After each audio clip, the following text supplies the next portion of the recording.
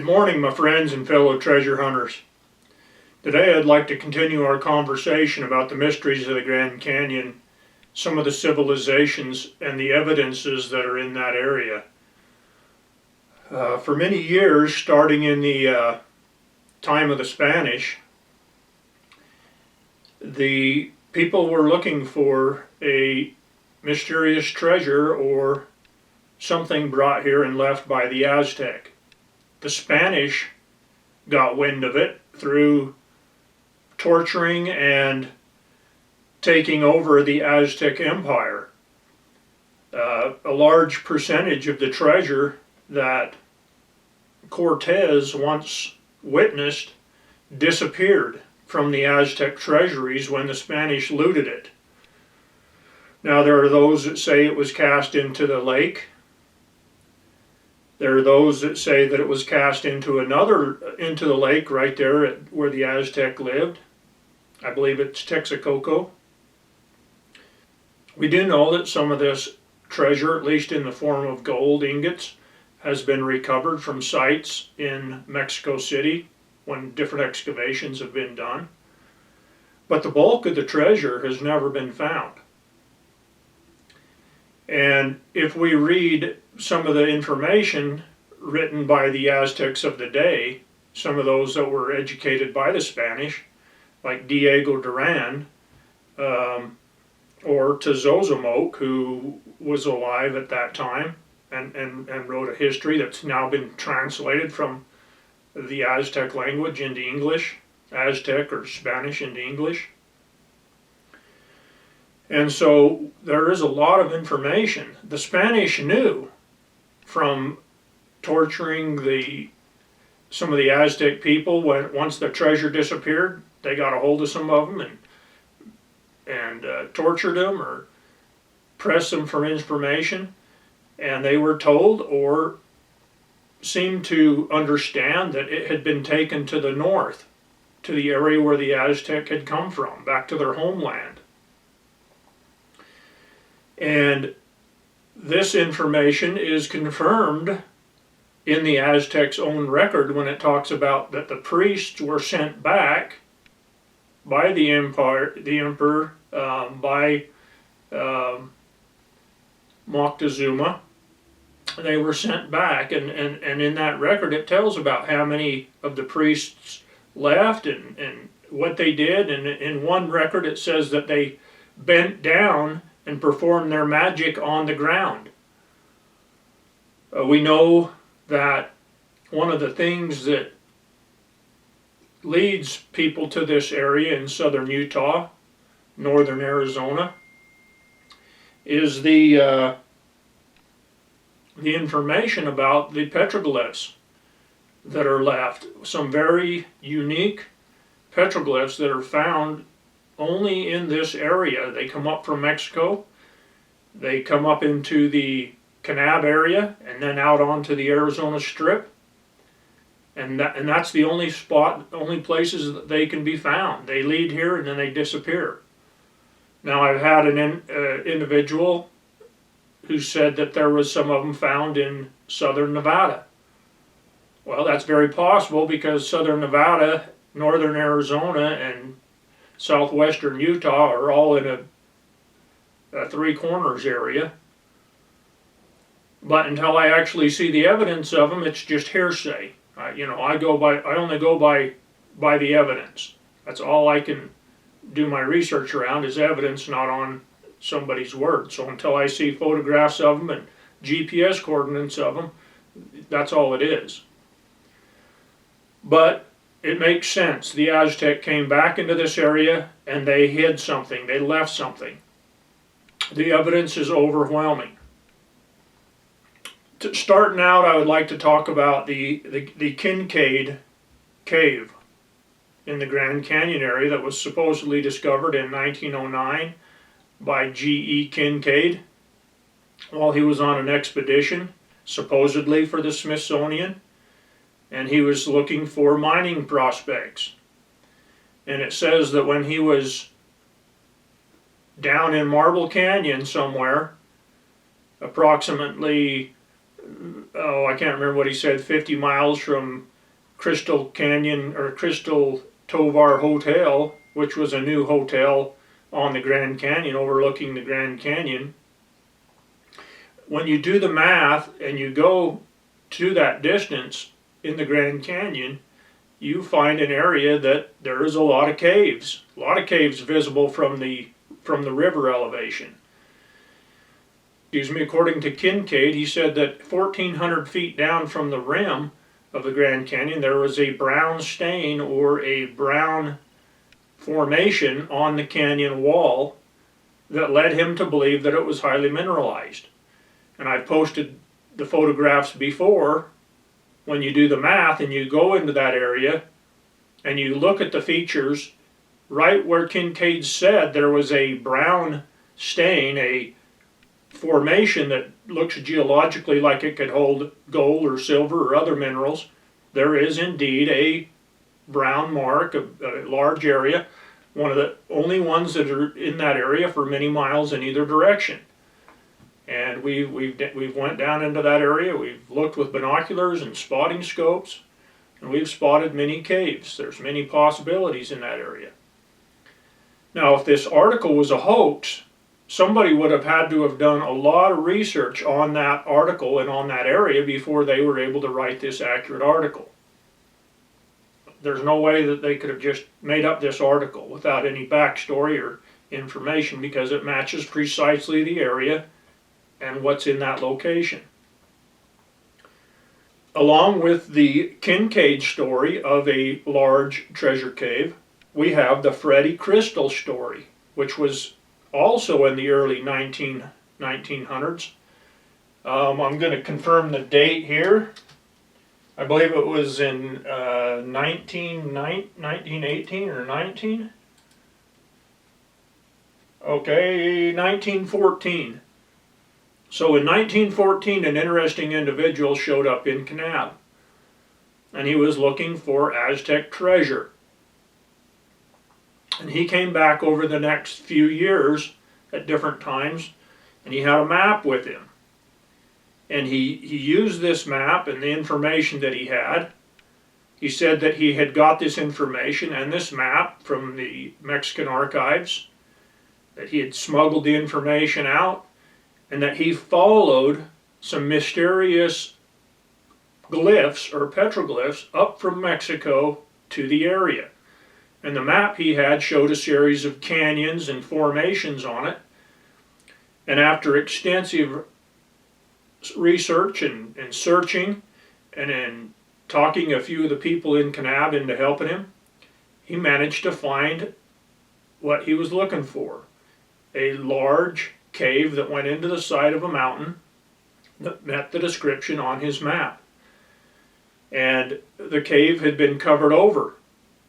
And Freddie and the guys that he had with him broke through the initial covering, that was the initial plaster that was over the hole. And once they got inside, there were tunnels going everywhere. Some of them were blocked up and plastered up and covered up with brick and rocks. Pretty soon he had half the town of Kincaid helping him excavate. And they helped him excavate for an entire year. And they never found the end of the tunnels. They never came to the end of them. Pretty soon people faded away. They had to get back to work on their farms and their ranches and make a living. And eventually Freddie Crystal disappeared. It's rumored that he was murdered for his map. That somebody from the Kincaid area, one of the individuals that was probably involved, killed him and took his map. Anyway, the Freddie Crystal story kind of faded away until years later, an individual that was looking around at the same time, he found some of these mysterious glyphs, these navigation glyphs that Freddie had put in emphasis on. And he found one over by the canyon that goes into Kincaid that has the mysterious 3 lakes. There's 3 lakes in ponds next to sandstone formation. They're very mysterious, very unique. They look man-made. And when this individual found one of these key glyphs, these navigation markers, next to one of the three lakes, he proposed that the three lakes were an Aztec water trap, that they were hiding the treasure inside of a cave. Not long after Freddie Crystal's disappearance, a guy by the name of Brent Childs, who was following some of these mysterious key glyphs, these navigation markers that Freddie Crystal had followed, found one by the mysterious Three Lakes area just outside of Kincaid. And the location of this glyph inspired Brent to make the assumption or connection that there was possibly a treasure hidden inside of one of these sandstone formations. And so they got divers in, and he did the mathematics and everything, and they figured out that you needed to be about 35 feet deep to do one of these Aztec water traps. And they dove this, and they found that indeed it was around 35 feet deep. And there was indeed an opening, a cave that went into the sandstone formation. And over the next few years, they tried many times to get into this cave, and every time something scary or mysterious happened.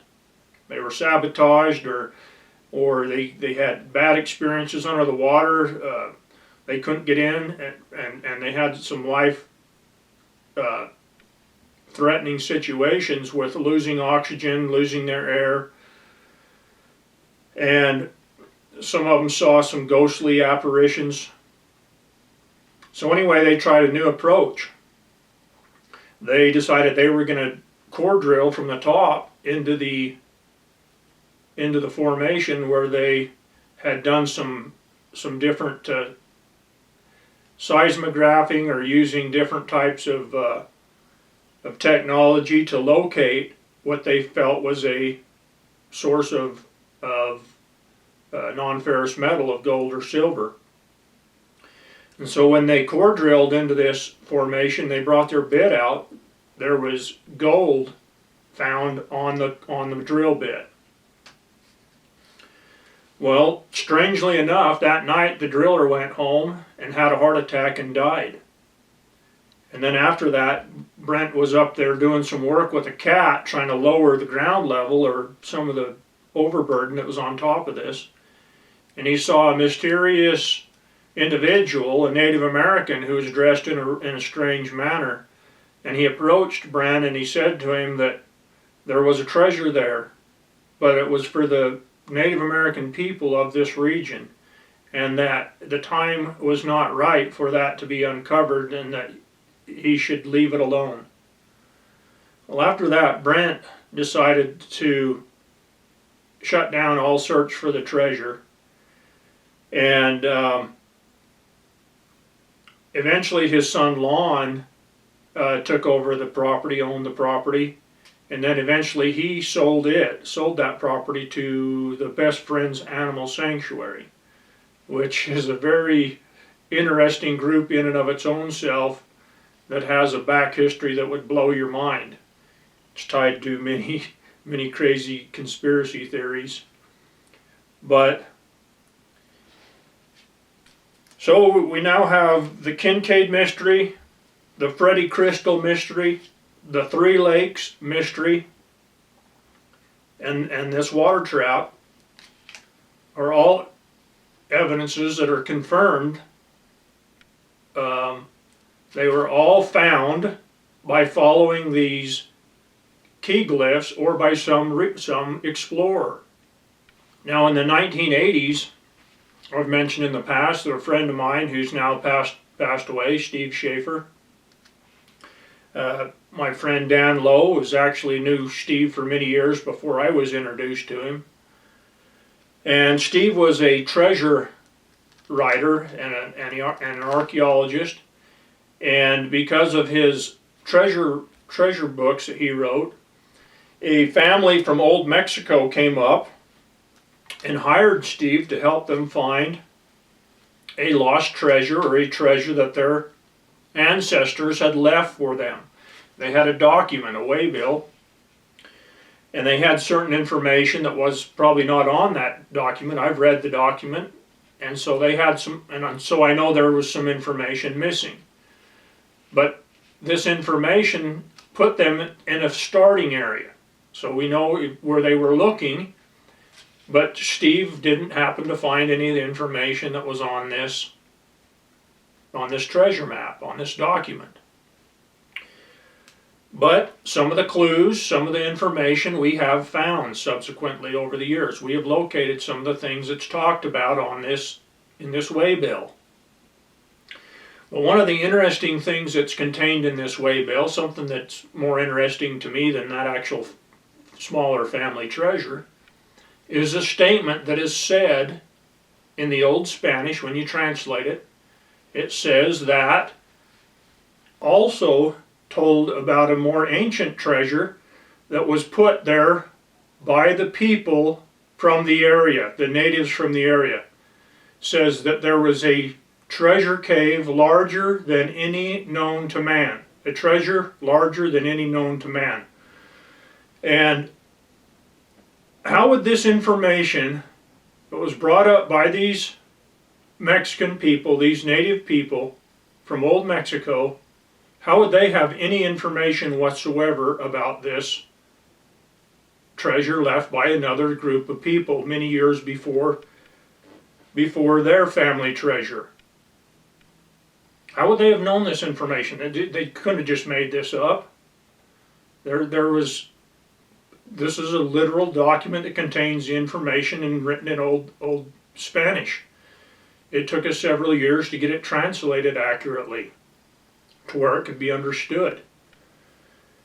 And we have done research to locate the names and the individuals that were mentioned in this document. We know from genealogical research records that these individuals actually existed and who they are. We have information about them. We have their birth records. We have their christening records. We have their death records from the Catholic Church. Those records exist. Those individuals, Pedro Jose Salazar, Sylvester Prado, Mr. Morales, they all live. We know where they live, we know when they lived, and a lot of information about them from the genealogical records. So this is factual information. This isn't just made up information. This is all information we have verified.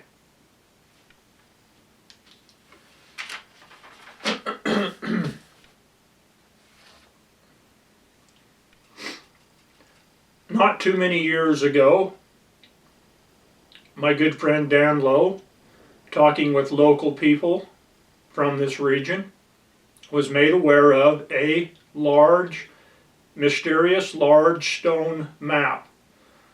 The map is larger than this room. It's probably 20 feet by 20 feet on a stone slab that's laying on the ground. There's a large overhanging rock that covers the site, protects it from the elements. In spite of the fact that it's been mostly protected from the elements for hundreds or thousands of years, it's still very, very heavily worn by weathering. It's a very ancient map. And Dan has taken this map and tried to recreate it on a piece of paper, or basically to transfer the information that's on the stone onto something that you can look at and clearly see. And he's done a very good job.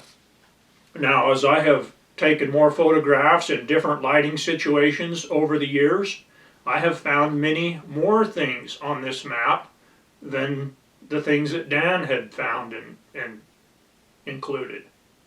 And so that needs to be updated. All that information needs to be put on this map creation. One of the things that we would like to do, and if somebody has the money to be able to donate to this cause, it would be greatly appreciated, and the information would be invaluable. I mean, it'd be beyond comprehension on how valuable this information would be. But it is a scanner that can be mounted either on a tripod or handheld, and the entire stone surface of this map could be digitally recorded in a computer program, and then that information evaluated, and we could see exactly what was on this map. We could see all the old faded away petroglyphs, and we could take off the graffiti that local idiots have put on there over the years, and we could get the real information, the original information, and see what that information is. We would be able to accurately depict that map in its original condition, or as close to the original condition as possible. And one of the things that we wanted to do is then make a huge map of that and be able to study and research it.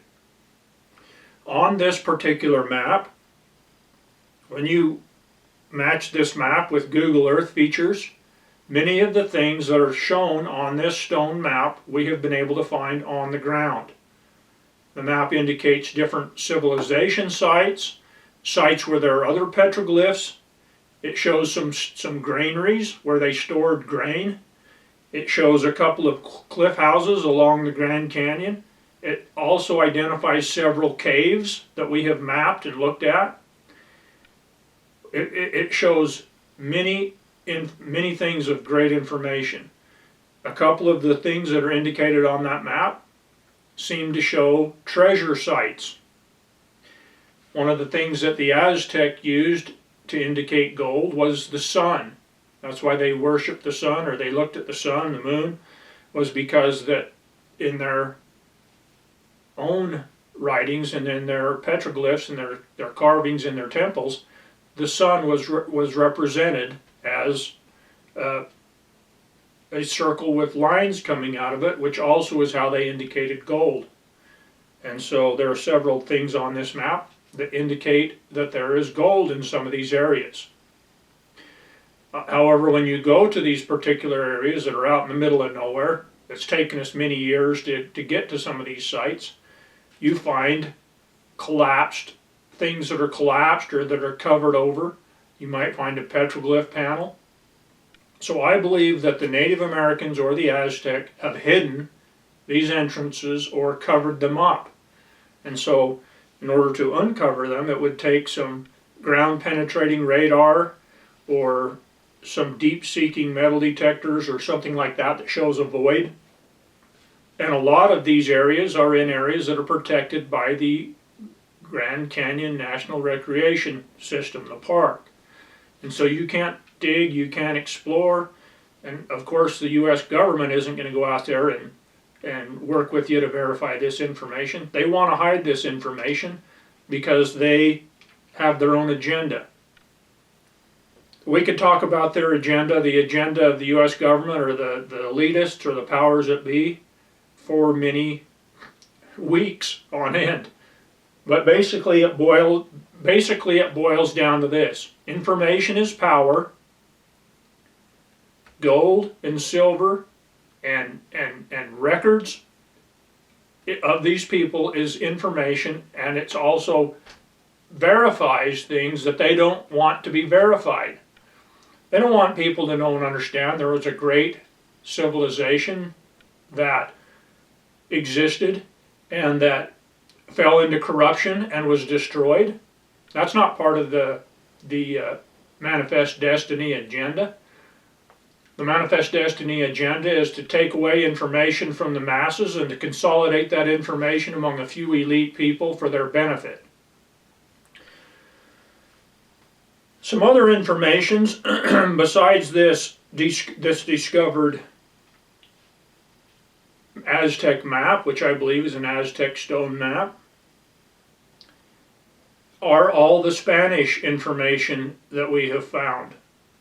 There are many Spanish cache sites and old Spanish mission sites that indicate that the Spanish came here following either the Aztecs trail or following some of the geological features and things that indicate that there was gold and silver in the area, and they set up missions and mines. We have a lot of information and evidence of the Jesuits, which were, not only were the Jesuits Spanish, but they were also French. There's some evidence that the French Jesuits came down from British Columbia in Canada and made it down into this area. And that may be one of the reasons why we don't have very much information about them. We have more information about the Spanish Jesuits, like Father Kino and some of the Jesuit missions that are mentioned in their old Spanish documents and in history. We have the Sylvester Escalante expedition and their information. We have the information about the old Spanish crossing, which is a much older and earlier Indian crossing that the Spanish used at the crossing of the Fathers. And that's just a few miles outside of Kanab. So that was the main crossing to be able to get across the Grand Canyon by the Native Americans for many years before the Spanish got here. And that explains why all this information and all these things happen right in this area, is because of the location of the crossing of the Grand Canyon. It's the only place for miles that you can get across the Grand Canyon without having a bridge or a boat. So that's where the ancient peoples crossed this great canyon once the canyon was formed and the water that was on this land was gone, and they had to get across it on foot. They used the crossing, what's known as the crossing of the Fathers. To this day, it's now underwater of the Grand Canyon, today it's under the waters of Lake Powell. It's by Padre Butte, just above Padre Butte on the north side of the canyon, what's now Lake Powell, is where the trail came down for the crossing of the Fathers.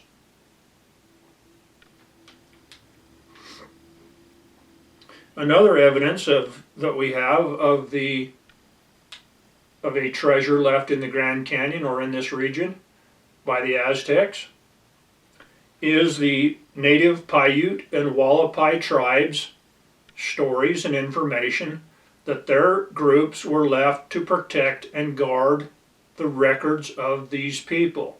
They were left to guard and protect the Aztecs' treasure and their records. And you can find individuals, elders in those tribes, in those groups today that will talk about some of those things.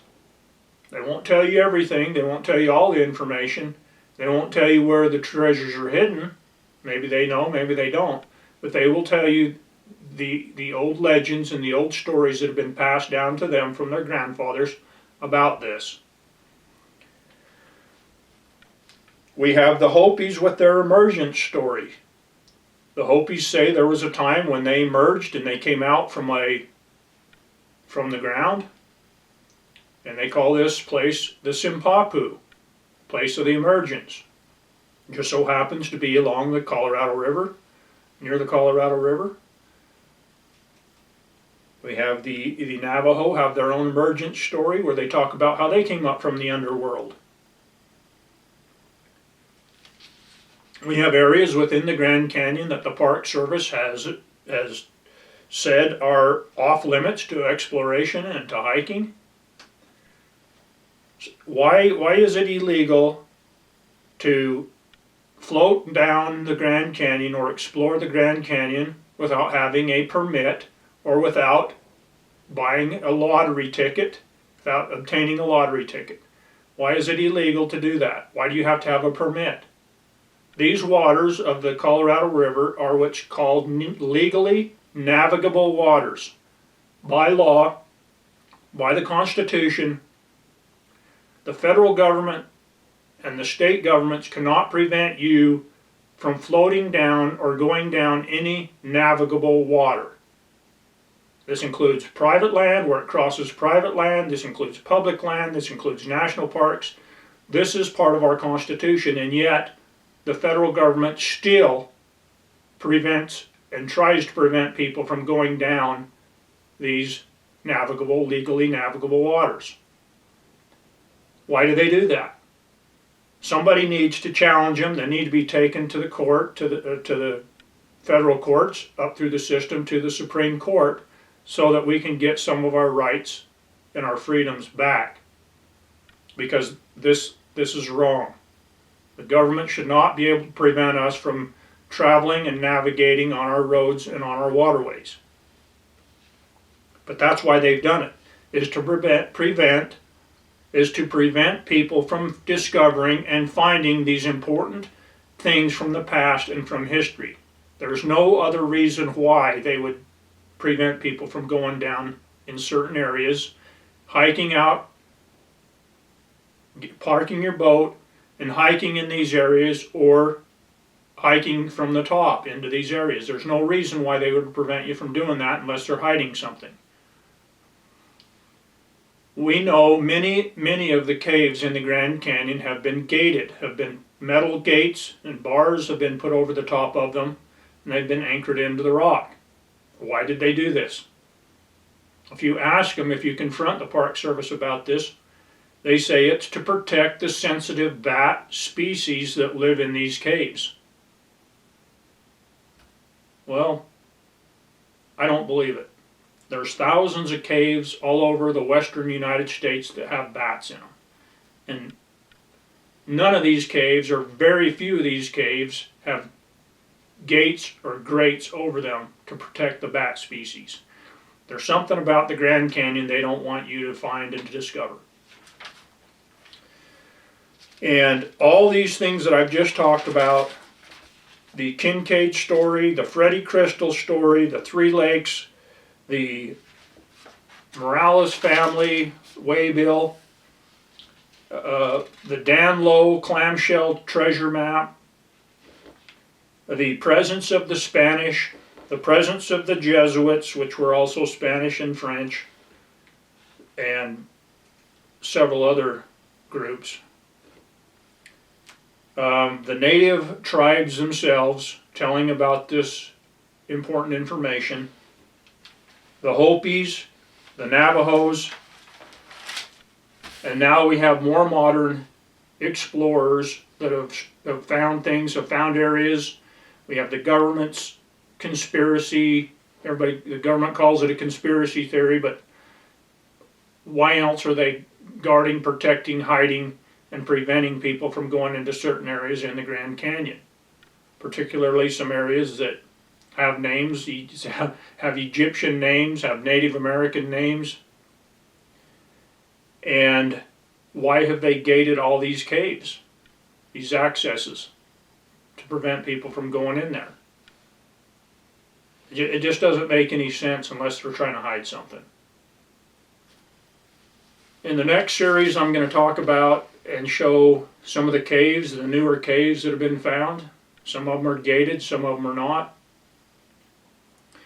And kind of put that into perspective. There are thousands, if not millions, of unexplored caves in the Grand Canyon. Some of them are just inaccessible to average human exploration. It also explains why they try to prevent you from flying a drone or from flying a helicopter or an airplane over the Grand Canyon without being in a tour guide, without being in a tour group. They're trying to do everything they can to prevent the information and the access from getting to the people. And in my opinion, this speaks louder than any evidence that we have that there's something there that they're trying to prevent from being discovered.